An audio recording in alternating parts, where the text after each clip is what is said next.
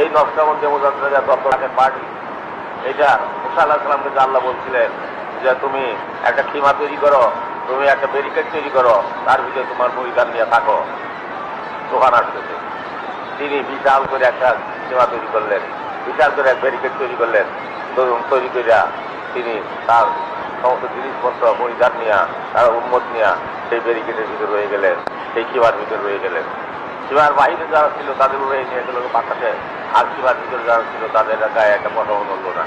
অতএব পীরের এই যে নকশবন্দি মুজাদ্দিদের তরিকা এবং জাকাত পার্টি, এটা তোমাদের জন্য সেরকম কিবা সদৃশ্য। এই কিবাতে তোমরা থাকো, বাহিরে যাইও না। কিন্তু ভয়ঙ্কর দিন আসতেছে, যে দিনে মানুষ মানুষকে আহ্লাদ করবে, মানুষ মানুষের মাংস খাবে। এমন একদিন আসতেছে, মানুষের মাংস নিয়ে বিক্রি করবে, মানুষের মাথা কেটে নিয়ে ব্যবসা করবে। এমন একদিন কিন্তু তোমাদের সম্মুখে ওরা বুঝিয়া দয়াল পীরের বদল চেপে দিলাম।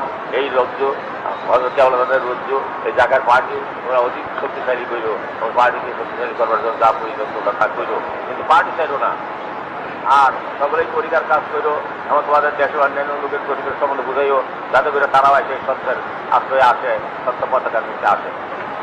অথচ কেবলাদান বলতেন, তোমার দাদা হিসাব বলতেন যে বাবা যারা ব্যাসের মাটি দিয়ে যারা গড়া, অবশ্যই তারা এই পতাকার নিচে আসবে, নিঃসন্দেহ কথা। এটা তার পবিত্র মুখের বাণী, তার মুখের পাক বাণী, এটা কোনোদিনও নষ্ট হবে না।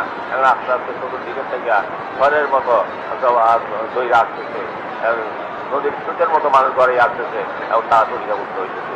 অগণিত লোক এই এই এই পুরো শেষে তার উপস্থিত ছিলেন, তারা সকলে পায়ে নিয়ে গেছে। এত দুঃখ বেদনা বৃষ্টি বাদল হইল, তাও তাকে আনতে হবে নাই। এত কোনো রকম ভয় ভীতি তাদের আসে নাই। তারা হাসি মুখে বরণ করে নিয়েছে আল্লাহর দান।